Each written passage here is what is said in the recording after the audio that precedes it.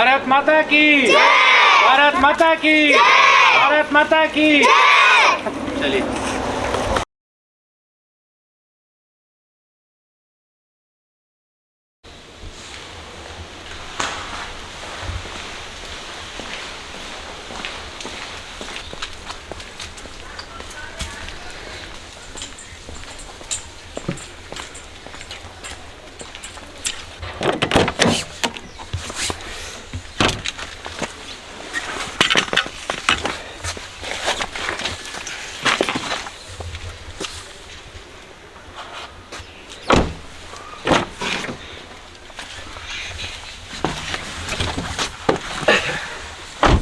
Hi everyone, सबसे पहले आप सबको हैप्पी रिपब्लिक डे। और मैं अभी जा रहा हूँ, मेरे एक दोस्त है जो कि बहुत नेक काम करते हैं, जिन्होंने जो अपने काम के साथ साथ गरीब बच्चों को, जो बच्चे अफोर्ड नहीं कर सकते एजुकेशन, उनको पढ़ाते हैं अपने फ्री टाइम में। तो उन्होंने मुझे आज रिपब्लिक डे सेलिब्रेट करने के लिए बुलाया है उन्हीं बच्चों के साथ। सो मैं इसे अपना सौभाग्य मानता हूँ, इट्स एन ऑनर। सो मैं जाऊंगा वहाँ, थोड़ा उनके साथ टाइम स्पेंड करूंगा और फिर थोड़ा सा आपके साथ भी शेयर करेंगे। चलो बाय। तो अभी मैं यहाँ पहुँच गया हूँ और देखते हैं कि, अरे बाप रे, सॉरी, अंदर क्या हो रहा है। मैं कहाँ फंस गए भैया, तुम कहाँ फंस ले हो जैकेट में। चलो, कार इज लॉक्ड। सो अभी मैं यहाँ पहुँच गया हूँ। लेट्स सी अविनाश कहाँ है। बच्चे दिख रहे हैं मुझे यहाँ से, और कुछ और भी मित्र हमारे दोस्त मिलेंगे। सो ये देख सकते हैं आप, बहुत ब्राइट हो रहा है बाबा, sorry.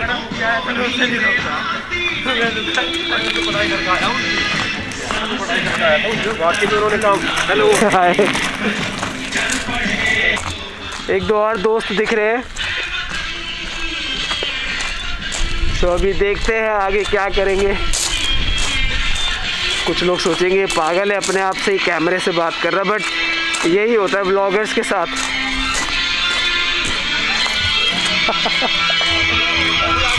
Hello hello hello, morning sir.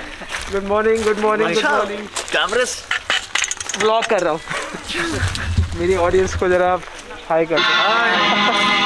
जय हिंद। ये सारे हमारे दोस्त हैं और एक साथ सेलिब्रेट करते हैं रिपब्लिक डे। बहुत अच्छे सिंगर है, अभी देखेंगे, रिकॉर्ड करेंगे।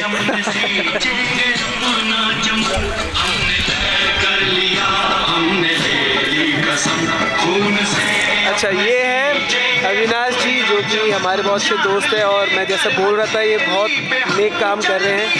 इन सभी बच्चों को पढ़ाते हैं।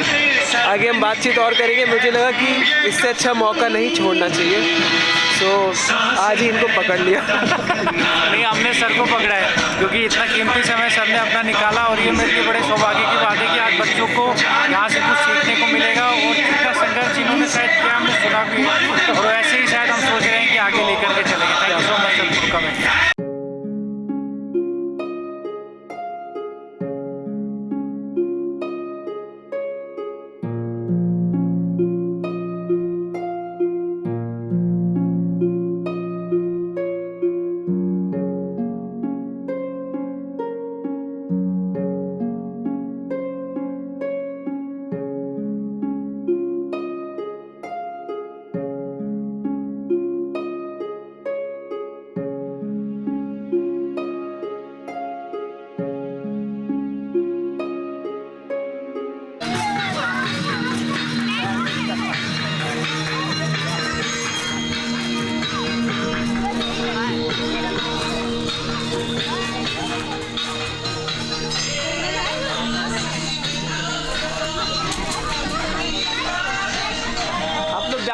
सारे।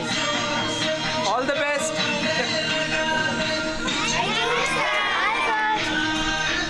ऑल द बेस्ट, अच्छे से परफॉर्म करना।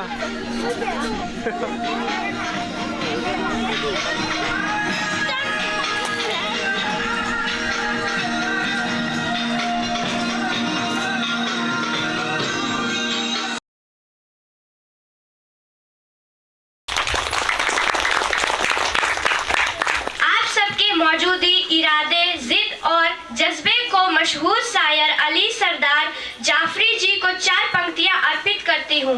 गरजती है तोपे गरजने दो इनको, दुहूल बज रहे हैं तो बजने दो इनको, जो हथियार सजते हैं सजने दो इनको, बढ़ेंगे अभी और आगे बढ़ने दो इनको। आज के इस स्वच्छता के महोत्सव में हमारे ट्यूशंस की तरफ से मैं तंजीला खातून यहाँ पधारे सभी गणमान्य अतिथियों और देशभक्तों का इन पंक्तियों के साथ स्वागत करती हूँ कि यह बसंती फिजा अपना दिल जिनके नाम करती है, उनको तंजीला खातून जय हिंद वंदे मातरम करती है। तो साथियों, वक्त हो चला है कि हम तिरंगे के 3 रंगों की अलौकिक आभा से इस प्रांगण को सरोबार कर दें। हमारे मुख्य अतिथि साइमन सर और हिमांशु जी हमारे बीच में, समाज सेवी श्री राजेंद्र राठी जी हमारे बीच में पधारे, सभी आदरणीय माता पिता अश्विनी सर और पधारे महेश पांडे जी और सभी पधारे प्यारे माता पिता से अनुरोध करती हूँ कि ध्वजारोहण की पुनीत परंपरा संपन्न करें।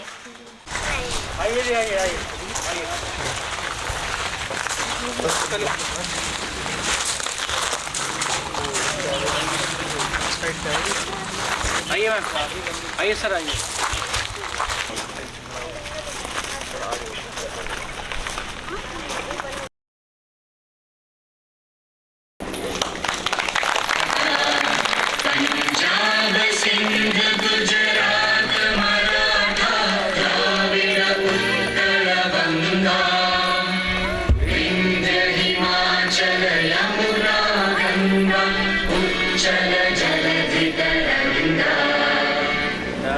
शुभ नामे जागे, तब शुभ आशीष मांगे, गाहे तब जय गाथा, जन गण मंगलदायक, जय हे भारत भाग्य विधाता, जय हे, जय हे, जय हे, जय जय जय जय। भारत माता की, भारत माता की, भारत माता की। चलिए। चांद के पार नई दास्तान हो जाए, हमारे ध्वज का दीवाना जहान हो जाए, जहां में हर तरफ तिरंगे की कहानी हो, फलक से ऊंची तिरंगे की शान हो जाए। तो इसी के साथ कार्यक्रम को आगे बढ़ाते हुए मैं सबसे पहले राजनंदिनी को बुलाना चाहूंगी, जो कुछ शब्द आपके सामने प्रस्तुत करेंगी। चलो वो नजारा याद कर ले, चलो वो नजारा याद कर ले, शहीदों के दिलों में थी जो वो ज्वाला याद कर ले, जिसमें बहकर आजादी पहुंची थी किनारे पे, जिसमें बहकर आजादी पहुंची थी किनारे पे, देशभक्ति के वो खून की वो धारा याद कर ले।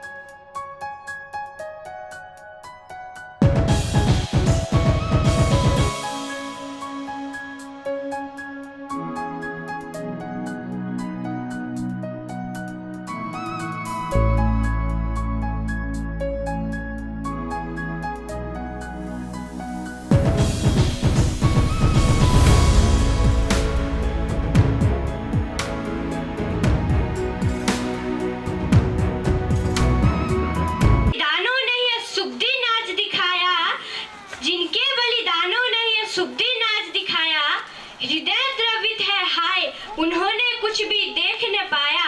जिन वीरों ने स्वच्छंद तिरंगा भारत पर लहराया, मिली न उनको एक दिवस भी उसकी शीतल छाया।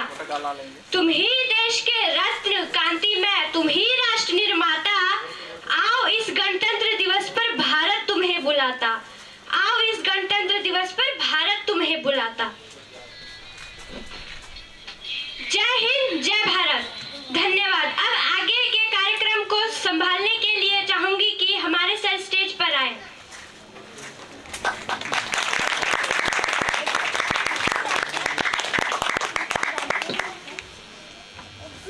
नमस्कार सभी लोगों को। सबसे पहले तो इस लड़की के लिए एक बार जोरदार तालियां हो जाए। इसने जो एक्टिंग किया मेरे लिए तो बहुत अच्छा लगा, पता नहीं आप लोगों के लिए कैसा है, पर जो भी है इसने पहली बार इस चीज़ का ट्राई किया है, तो मैं चाहूँगी कि इसके लिए एक बार जोरदार तालियां हो जाए।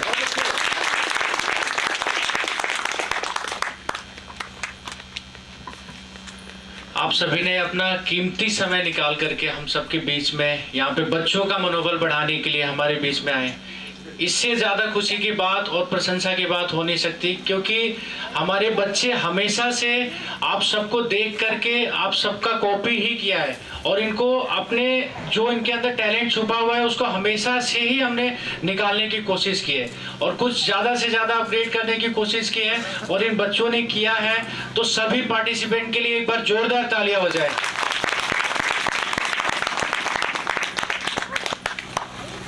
जैसे कि हमारे बीच में आज पहले ही तंजिला बता चुकी है कि साइमन सर डांस के टीचर हैं, पाथवे स्कूल से बिलोंग करते हैं, आज आए हुए हैं। तो मैं चाहूँगी साइमन सर के लिए एक बार जोरदार तालियां हो जाए। अश्विनी सर जो कि पाथवे स्कूल के आर्ट के एचओडी हैं, तो मैं चाहूँगी अश्विनी सर के लिए एक बार जोरदार तालियां हो जाए। और सबसे बड़ी बात, समाज सेवी राजेंद्र राठी जी, इनके लिए एक बार जोरदार तालियां हो जाए। पांडे अंकल, इनके लिए जोरदार तालियां हो जाए। और जैसा कि पिछले साल आप सबने देखा था कि अनिल सर हमारे बीच में आए थे, और उसी के प्रोग्राम को देखने के बाद उन्होंने फिर से दोबारा इस बार हमारे बीच में आए हैं। तो मैं चाहूँगी सर के लिए एक बार जोरदार तालियां हो जाए, क्योंकि सर हैं तो पॉसिबल है, नहीं तो कोई बात ही नहीं। सर ने यहाँ पर इन सब चीज़ों को अलाउड किया, बच्चों के लिए सारे परमिशन दिए, सारा कुछ किया। तो मैं चाहूँगी सर के लिए, मैम के लिए एक बार जोरदार तालियां हो जाए।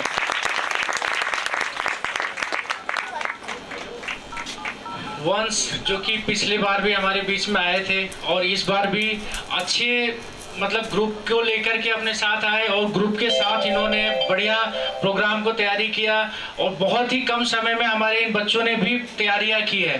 तो कुछ चीज़ें हैं जो कि शायद बच्चों ने गलतियां भी की, लेकिन उसको भूल सकते हैं, क्योंकि बच्चे तो गलती करते ही रहते हैं, है ना। तो अब मैं चाहूँगी कि एक बार साइमन सर आए स्टेज पे और कुछ सब बच्चों के लिए, बच्चों के विषय में कुछ कहें, और इनकी प्रशंसा को लेकर के या इनके मनोबल को लेकर के दो शब्द एक बार बोले। मैं चाहूँगा कि साइमन सर स्टेज पे आए। सबसे पहले सबको नमस्कार और हैप्पी रिपब्लिक डे। और एक्चुअली मैं यहाँ पर हूँ, मेरे लिए बहुत सम्मान की बात है कि मैं आप लोग के साथ आया, और अविनाश जो कि बहुत अच्छे मित्र हैं हमारे, और इन्होंने मौका दिया कि इस समय को आप लोग के साथ बिताएं। तो ज़्यादा कुछ नहीं, ज़्यादा कुछ टाइम वेस्ट नहीं करेंगे, थोड़ा सा एक दो क्वेश्चन पूछते हैं। हमारे ये जो छोटे बच्चे बैठे हैं, तो आज हम लोग यहाँ पर क्यों हैं? क्या करेगी बोल, जवाब दो, क्यों आए? जवाब बताओ, सब बताओ, और क्यों? Celebrate Republic day. अच्छा, रिपब्लिक डे क्यों मनाते हैं? पापा किसने बोला संविधान लागू हुआ था? खड़े हो जाओ। Well done. अच्छा, संविधान क्या होता है? संविधान क्या होता है? अच्छा, जैसे हम लोग आपके घर में मम्मी पापा ने आपके लिए कुछ रूल्स बनाए, कुछ नियम बनाए कि आप इस समय यहाँ जाओगे, उस समय वहाँ जाओगे, कुछ किया है ऐसा कि आपको इतने बजे उठना है, इतने बजे खाना खाना है, ऐसे कुछ नियम बनाए ना? तो ऐसे ही हमारी सरकार ने हम लोग के लिए रूल्स बनाए थे, नियम बनाए थे, और फिर उसको 26 जनवरी 1950 में उसको लागू किया था कि हम उसको फॉलो करें, है ना? ऐसा ही कुछ है ना, और मैं गलत बोल रहा हूँ? ऐसा ही कुछ है। और चलो दूसरा दूसरा क्वेश्चन, हमारे देश के पहले प्रधानमंत्री कौन थे? जवाहरलाल नेहरू। Very good. और हमारे देश के पहले राष्ट्रपति? कहीं से आवाज आई, सही आंसर था। डॉक्टर राजेंद्र प्रसाद। डॉक्टर राजेंद्र प्रसाद। ठीक है, ये आपको याद रखना बहुत जरूरी है। ओके, ये छोटी छोटी चीजें ये याद रखना बहुत जरूरी है। और जो आज हमने सारे परफॉर्मर्स का है, यहीं पे सबको बुलाओ। एक बार बुलाएंगे सबको। सारे परफॉर्मर्स बहुत बहुत अच्छी परफॉर्मेंस थी यार। मैं तो ऐसा लग रहा था डांस से संन्यास ले लूं। जिस तरीके से बैक फ्लिप कर रहे थे ये लोग, मैं क्या गए, हमारी नौकरी खतरे में, उम्र हो गई, रिजाइन। सच में। कम एवरीबॉडी जस्ट कम हियर। हमारे ये पहले तो ये बताइए, आपको सिखाया किसने ये सारा जो डांस, ड्रामा, सिंगिंग, सबने जो भी, आपको डांस किसने सिखाया? खुद ही करते हैं। अरे वाह। और आप लोग को? सबको उन्होंने ही सिखाया। तो टीचर कहाँ है? ये तीनों अलग जगह से आए। ये तीनों अलग जगह से आए। ये एक्चुअली मैं आपको इंट्रोड्यूस कराता हूँ सर। अच्छा, मैंने पहले भी बताया था, जैसे कि वंश पहले यहाँ पे अंसल में ही रहते थे और इनके फादर जो है एज अ फार्मर कोई ज़्यादा वो नहीं है, छोटी मोटी उनकी वो है, लेकिन उसको देखते हुए जो इनका बैकग्राउंड है, अपने बैकग्राउंड को एक बेहतर मुकाम पे ले जाने के लिए कि जो हमारे फादर मेहनत कर रहे हैं, जिस तरीके से हमें दे रहे हैं, सारे अच्छा एफर्ट दिखाने की हमेशा इन्होंने कोशिश की है। और इनके जो कोरियोग्राफर अनूप सर हैं, उनकी मदर का हार्ट अटैक हो गया, सो इस वजह से वो आ नहीं पाए, नहीं तो वो भी आने वाले थे। और जो आपको हर्षित और छोटा वंशु दिख रहा है, इसका कोरियोग्राफर ये लड़का है, ये ठीक है। और जितने भी प्रोग्राम्स हैं ये हमने, सोशल मीडिया में इतनी ताकत है, बिल्कुल सही कहा गया है, ये सब सोशल मीडिया का खेल है सर। और सब यूट्यूब से हमने कॉपी किया है। ना मुझे डांस आता है, ना मुझे मैं कभी किया हूँ, लेकिन सिर्फ मैं जस्ट देख करके कॉपी करने की कोशिश किया और इन लड़कों को अपने अंदर का टैलेंट निकालने की कोशिश किया है। तो ये तीनों अपने हुआ है। बहुत अच्छी बात है। एक्चुअली कॉपी करना कोई बुरी बात नहीं है, अगर आप क्रेडिट दे रहे हो तो बहुत अच्छी बात है। ठीक है। और मुझे बहुत अच्छा लगा जो लड़कियों के लिए एक मैसेज था। आई होप पेरेंट्स फॉलो करना ज़रूरी है। बच्चों को तो पता है, बच्चे पढ़ रहे हैं स्कूल में, बट पेरेंट्स फॉलो करेंगे तभी आगे बात है। और क्योंकि हम लोग खुद, मैं डांस टीचर हूँ, एज ए डांसर मैं भी एक कलाकार हूँ, अश्विनी सर मैम दोनों भी आर्ट टीचर हैं। तो हम दोनों में कॉमन क्या है कि हम दोनों आर्टिस्ट हैं। ये तो पता है आपको, कलाकार। तो मैं पीछे वो पेंटिंग्स भी देख रहा था, तो मेरा आखिरी का मोटिव यही था कि वो बनाई किसने, ये भी पूछना है किसने बनाई है। सर सबने बच्चों ने बनाई है। क्या बात है, वेरी नाइस। और सर जी के लिए कुछ बोलना चाहेंगे कि आप, अविनाश सर जी आपसे पूछूंगा, आपके मन में ये कैसे आया ख्याल कि इन बच्चों को सपोर्ट किया जाए और ऐसे जो इवेंट है, और इनको आप ट्यूशन पढ़ाते हैं अगर मैं कहूँ, तो आपको क्या लगा कि कैसे समाज सेवा करनी चाहिए या इनकी हेल्प करें? देखिए सर, मैं जब 10वीं क्लास में था, मेरे फादर यहाँ पे सबको पता है CR 12 मंदिर में पुजारी थे। आप उनको एक्सपायर किए हुए 5-6 साल हो गया। तो शुरू में जब मैं पढ़ाई करता था तो हमारे पास उस टाइम में साधन की बहुत कमी थी। हमारे पास स्कूटी भी नहीं था, साइकिल था। साइकिल से मैं अपनी मदर को स्कूल छोड़ने जाता था, लाता था, फिर उसके बाद जा कर के फिर दोबारा अपने स्कूल में जाता था। और वहाँ से आने के लिए मेरे पास साधन नहीं होती थी, क्योंकि 10वीं और 9वीं की पढ़ाई मैंने बादशाहपुर से की है। तो वहाँ से आना जाना, और आज से मतलब 7-8 साल पहले, 9 साल पहले तो और ज़्यादा साधन की प्रॉब्लम्स थी। तो उस टाइम मैं ऐसे ही बैठा हुआ था, फिर किसी ने बोला कि भाई बच्चे हमारे ख़राब हो रहे हैं, यहाँ पे कुछ पढ़ाने वाला, देखने वाला, करने वाला कुछ नहीं है। स्कूल से आने के बाद सभी फ्री हो जाते हैं, बच्चे अपने इधर उधर करते रहते हैं। तो सर कोई मैंने बिजनेस नहीं किया, ना मैंने बिजनेस की वजह से किया। मैंने सिर्फ ये सोचा कि बच्चों के ऊपर कोई एहसान ना हो, इनके पेरेंट्स के ऊपर कोई एहसान ना हो, ना मैं इनके ऊपर बोल सकूं कि मैंने कोई एहसान किया। तो एक मिनिमम कॉस्ट से 100, 150, 200, 250 रुपये ऐसे करके और मैंने इनसे लेना शुरू किया। और उसके हिसाब से बच्चों को जब मैंने पढ़ाना शुरू किया तो मेरा कई बार तो ऐसे हो जाता था कि भाई अब पढ़ाना नहीं है, करना नहीं, क्योंकि पेरेंट्स भी कुछ ऐसे हैं जो कि शायद कहते हैं कि ट्यूशन्स में ये सब चीज़ें नहीं होती है। और होना भी नहीं चाहिए, ऐसा कुछ उनका कहना है। लेकिन मेरा मानना है, मैंने हमेशा से एक सिस्टम बना के रखा। मैंने यहाँ पे बिजनेस नहीं करना है ना, मुझे बच्चे इकट्ठा करना है उस तरीके से। और शुरू में जब जैसे कि राजेंद्र राठी जी समाज सेवी, इन्होंने हमेशा से इन्होंने मेरा हेल्प किया है। CR 16 में पढ़ाया जाता है इन बच्चों को, पढ़ाना स्टडी वगैरह का जितना काम है सारा वहाँ पे करना होता है। वहाँ पे स्टेज की थोड़ा, यहाँ क्या है, स्टेज का लुक बन जाता है, इस वजह से हम लोग यहाँ पर अपना प्रोग्राम वगैरह को लेकर के और वो करते हैं। लेकिन पहले क्या था, स्कूल में इन लोगों को मौका कम दिया जाता है, क्योंकि वहाँ पे जो बच्चे टैलेंट है उन्हीं को ज़्यादा आगे लेके आया जाता है, जिसके अंदर टैलेंट है। और जिसके अंदर नहीं है वो बच्चा तो अपने आप को छुपाने की कोशिश कर ही रहा है, और ये वैसे उसी भीड़ में छुप जाते हैं। लेकिन मेरा ये था सर कि मैं शुरू से एक एक बच्चे को कुछ ना कुछ करने को देता हूँ कि तुम्हें करना है। और जैसे जैसे इन्होंने किया और फिर हमें सपोर्ट मिलना शुरू हुआ, मेरा और ज़्यादा वो होता गया कि भाई मुझे कॉन्फिडेंस बढ़ता गया कि मुझे मिल रहा है, कहीं ना कहीं से उत्साह मिल रहा है, किसी की प्रेरणा मिल रही है, किसी से मुझे सीखने को मिल रहा है। और वैसे करके मैंने शुरू किया और बच्चे आपके सामने आज के टाइम में कर रहे हैं। तो यही चीज़ें हैं सर।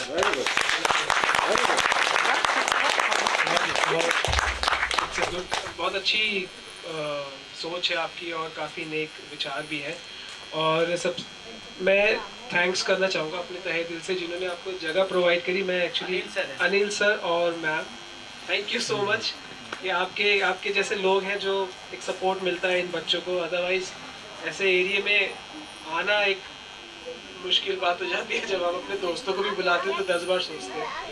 तो दूसरी चीज़ मैं कहूँगा कि जो जैसे इन्होंने अपने जो स्टोरी बताई कि कैसे इन्होंने मेहनत करी है, हर किसी की लाइफ में वो मोड़ आता है, हर किसी के लाइफ में वो स्ट्रगल होता है।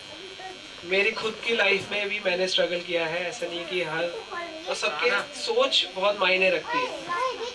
अभी आप छोटे हो, बहुत ज़िंदगी है आगे, ठीक है, लेकिन जो अगर आपका सोचने का तरीका वो सही रहेगा, आपकी सोच बड़ी है, आप चाहोगे कि हाँ मुझे एस्ट्रोनॉट या चांद पे जाना है, तो आप जाओगे, ठीक है। अगर आप अब्दुल कलाम जी की स्टोरी पढ़ोगे, कभी सर बुलाएंगे मुझे तो मैं स्टोरी सुनाऊंगा, मैं स्टोरी बना भी देता हूँ बैठे बैठे, ठीक है।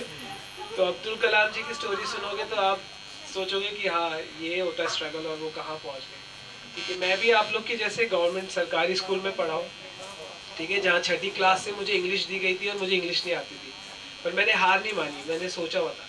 मेरे पिताजी एक ड्राइवर थे और माताजी घर में खाना बनाती थी, मतलब अंग्रेज़ों के पास काम करती थी। मैं एम्बेसी एरिया में रहता था, ठीक है। तो मेरा बचपन सरकारी स्कूल, 4 भाई बहन, अफोर्ड करना थोड़ा मुश्किल होता है, लेकिन किया, ठीक है। लेकिन हमने, मेरे अंदर अलग सोच थी, मेरे भाइयों की अलग प्लानिंग थी। मुझे शुरू से ही पहले मैं इनकी जैसा होगा शायद, मैंने प्रेयर करी, दुआ करी भगवान से कि मुझे गोविंदा जैसा एक्टर बना दो। उस समय गोविंदा फेमस था। तो एनीवे, गोविंदा के बाद जब मैं थोड़ा बड़ा हुआ तो मुझे क्रिकेटर बनना था। मैंने काफ़ी कोशिश करी, इधर उधर खेला, लेकिन शायद मैंने उतनी कोशिश नहीं करी, मैं नहीं पहुंच पाया वहाँ तक, बट कोशिश करी थी। उसके बाद मेरा आर्ट अच्छा था, मेरे को किसी ने बोला आप visual art, fine art college join करो, पर उस समय कॉलेज की फ़ीस बहुत थी। फिर मुझे जो वीडियो गेम्स खेलते हैं आप लोग, उसमें जो कैरेक्टर होते हैं वो बनाने का शौक़ था, तो मुझे लगा वो कोर्स करें। फिर वो भी बहुत महंगा था उस समय। अब तो काफ़ी यूट्यूब और जो सोशल मीडिया के थ्रू लोग बहुत हेल्प मिलती है, तो उसका फ़ायदा भी उठाओ। अगर आपके पास मोबाइल है, आप मोबाइल से बहुत कुछ कर सकते हो, बट सही तरीके से करना ज़रूरी है, ठीक है, उसका गलत इस्तेमाल ना करें। सो फिर मैं इधर उधर भटक रहा था और मेरे भैया थे, उन्होंने कहा अच्छा यार तू डांस अच्छा करता है। मैं एक एकेडमी में वो काम करते थे, जो कि काफ़ी बड़ी एकेडमी है दिल्ली की।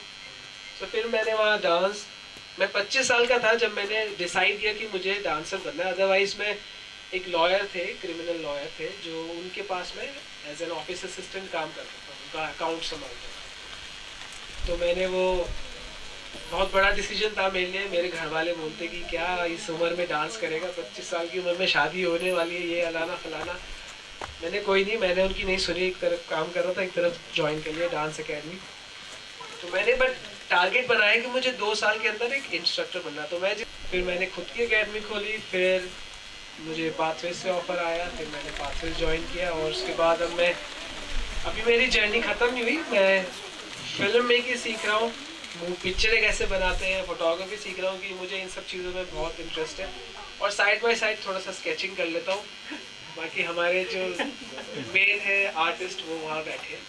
तो मेरा मकसद ये था आप लोग को मोटिवेट करने का कि ये मत सोचना कि आप कुछ नहीं कर सकते, ठीक है। लाइफ में कुछ भी इम्पॉसिबल नहीं है, ठीक है। बस सोच बड़ी रखो और जो सकारात्मक पॉजिटिव रहना बहुत ज़रूरी है, पर उसको बनाए रखना ज़रूरी है। अगर आपने सोचा है, अगर आपके पास कॉपी होगी, आपके जो भी सपने हैं उस कॉपी में लिख लो और उसको सोचो कैसे करना है और कोशिश करो। अगर कोशिश करोगे रास्ते अपने आप बनेंगे, ठीक है। आपको ये जो जगह मिली, प्लेटफॉर्म मिला है, ये भी भगवान को शुक्रिया करना अगर आप भगवान पे मानते हैं। अगर नहीं मानते तो शुक्रिया करो जिन्होंने आपको प्लेटफॉर्म दिया है, सर ने आपको चांस दिया है, और कोशिश करो यहाँ से आप और आगे जाओ। मैं ये नहीं कह रहा सभी आर्टिस्ट एक्टर बनेंगे, डांसर बनेंगे या म्यूजिशियन बनेंगे, सबके अलग अलग सपने होंगे, ठीक है। तो पर उनको लिखो एक कॉपी में और कोशिश करो उनको पूरा करने की। बाकी पेरेंट्स से ये एक मैसेज देना चाहूँगा पेरेंट्स को कि डांस, म्यूज़िक और आर्ट, विजुअल आर्ट और जो भी थिएटर है वो बहुत ज़रूरी होता है बच्चों की पढ़ाई के साथ साथ। क्योंकि कभी कभी अगर हम, जैसे उन्होंने स्टेज पे जो नाटक किया था एक मैसेज देने के लिए, अगर वो किताब में पढ़ेंगे तो शायद याद ना रहे, लेकिन वो उन्होंने परफॉर्म किया, उसे प्रैक्टिस किया, वो पूरी ज़िंदगी भर याद रहेगा और वो कभी बोलेंगे कि हमने इस टॉपिक पे ये परफॉर्मेंस की थी। तो हम भी स्कूल में बच्चों को यही सिखा रहे होते हैं कि जब भी performances, dance, music, visual art, बच्चे के अंदर की सोच बाहर आती है। माध्यम अलग है लेकिन मोटिव सेम है। अपने जो विचार है, अपनी जो भावना है, उनको वो लोग डिफरेंट माध्यम से पेश करते हैं। हिंदी थोड़ी ख़राब होती जा रही, हिंदी स्कूल में पढ़े लेकिन अब हिंदी ख़राब हो रही है। ओके, थैंक यू अविनाश जी, आपने बहुत बहुत सम्मान दिया एक्चुअली। और नेक्स्ट टाइम हम एज ए ऑडियंस आएंगे यार, गेस्ट में शर्म आती है स्टेज पे आने में, ठीक है। चलो, thank you so much. Thank you sir. Simon sir के लिए एक बार जोरदार ताली हो जाए। काफ़ी अच्छा मैसेज दिया सर आपने, और इन चीज़ों को याद रखना, इस बात को भूलना नहीं। तो अभी जो रिपब्लिक डे का जो फंक्शन मुझे अटेंड करना था वो ख़त्म हो चुका है और मैं अब जा रहा हूँ नीचे, थोड़ी ग्रोसरी शॉपिंग करूँगा। नीचे इसलिए बोल रहा हूँ क्योंकि मैं जहाँ रहता हूँ वो पहाड़ी एरिया है, तो एक्सक्यूज मी, गला भी ख़राब है यार। तो एनीवे अब आई शो यू सम, थोड़ा सा व्यू दिखाऊंगा कहाँ मैं रहता हूँ।